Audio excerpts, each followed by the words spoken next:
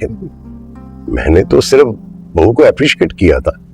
بہو کو اپریشیٹ کرتے کرتے مجھے ڈیگریڈ کر دیا. ارے تمہیں ڈیگریڈ کیوں کروں گا بھائی میں؟ وہ تو جو حرم نے کیا میں اس کو اس کی بات کا کریڈٹ دے رہا تھا. یہی میں کہنا چاہ رہی ہوں کہ سارا کریڈٹ حرم کو کیوں، اور جس بہو کو آپ اتنا سر چڑھا رہے اس نے کیا کیا؟ حارث کے 2 لفظ برداشت نہیں کر سکی. خوشی کا موقع تھا، کیا ہوتا کہ وہ خاموش رہ جاتی؟ جب بھی میں تمہارے سامنے آتا صاف دکھائی دیتا تھا کہ تمہیں بس میں چاہیے. وہی ایک دن بیٹھا اور سوچ لیا کہ تمہاری خواہش پوری کر دیتے، اور کر بھی دی میں. Now you have me, you have the house. سب ہے تمہارے پاس. حارث اور صوبیہ دونوں ہی گھٹیا لوگ ایک دوسرے کے ساتھ مل چکے ہیں، شادی کر چکے ہیں. کسی کی خوشی میں خوش ہونا تو ان کو آتا ہی نہیں ہے. کس طریقے سے اپنی ہی شادی کے دوران جب حرم اپنے شوہر یعنی کہ قادر کے ساتھ ڈانس کرتی ہے تو کس طرح ان دونوں کے سینوں پہ سانپ لوٹ جاتے ہیں. صوبیہ تھوڑا بہت پڑھی لکھی ہے اور کبھی بھی ہائی سوسائٹی میں اس نے موو نہیں کیا. ہر چیز کو حسرت کی نظر سے دیکھتی ہے اور حرم کی بالکل نقل کرنے کی کوشش کرتی ہے، کاپی کرنے کی کوشش کرتی ہے، لیکن اس سے ہو نہیں پاتی ہے. اور یہاں پر میں کہکشاں کو بھی مورد الزام ضرور ٹھہرانا چاہوں گی کہ کہیں نہ کہیں اس کی تربیت نے ہی یہ کمی رہ گئی ہے جس کی وجہ سے حارث کا یہ ایٹیٹیوڈ بنا ہے.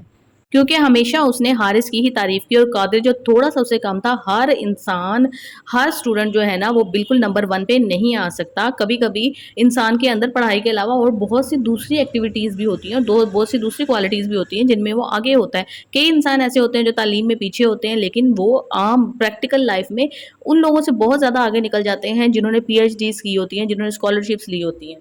اور یہی قادر کے ساتھ ہوا. جیسے ہی حرم نے اس کو کانفیڈنس دیا، اس کے اندر کی صلاحیتیں ابھر کر سامنے آ گئی. اور یہی چیز جب قاسم نے کہا کہ حرم کے ساتھ شادی ہوتے ہی بدل گیا ہے بالکل قادر، اور اس کی صلاحیتیں ابھر کر سامنے آ رہی ہیں، وہ ترقیاں کرتا جا رہا ہے، تو کہکشاں کو اور حارث کو یہ بات بہت بری لگی. کہکشاں تو شاید نہ محسوس کرتی لیکن حارث نے اس کو محسوس کروایا کہ یہ دیکھیں، یہ کہہ رہے ہیں کہ قادر کی زندگی میں ماں کا کوئی ہاتھ نہیں ہے. جس نے پالا، جس نے راتیں جاگی، جس نے پڑھایا لکھایا جوان کیا، وہ کسی کام کی نہیں ہے. بلکہ اب جو بیوی جمعہ 4 دن ہوئے آئے ہیں، سارا کریڈٹ اس بیوی کو مل جاتا ہے. اور کہکشاں جیسے ہمیشہ حارث کی بات سنتی چلی آئی ہے، وہ سن لیتی ہے. اور قاسم کے ساتھ تو ہو جاتی ہے لڑائی اس کی کہ جی آپ مجھے ڈی گریڈ کرنا چاہتے ہیں اور بہو کو آپ نے بہت زیادہ سر پہ چڑھایا ہوا ہے.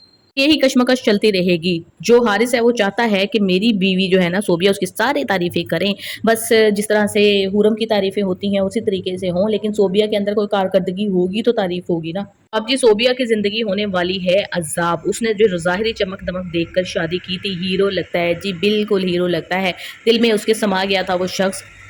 اب وہ ہیرو جو اس کے ساتھ سلوک کرے گا نا تو اس کی تو طبیعت صاف ہونے والی ہے. اور حرم تو ویسے بھی امیر خاندان سے تعلق رکھتی ہے، اچھی خاصی اس کی جاب ہے. کہکشاں اچھے سمجھے اس کو یا برے سمجھے اس کو کوئی فرق نہیں پڑتا. وہ علیحدہ گھر لے کر بھی رہ سکتی ہے، وہ اپنی ایک لائف سٹائل کو مینٹین کر سکتی ہے. آزاد ہے وہ، کیونکہ اس کا شوہر اس کے ساتھ ہمیشہ ہر فیصلے میں اس کے ساتھ کندھے سے کندھا ملا کر کھڑا ہوا ہے.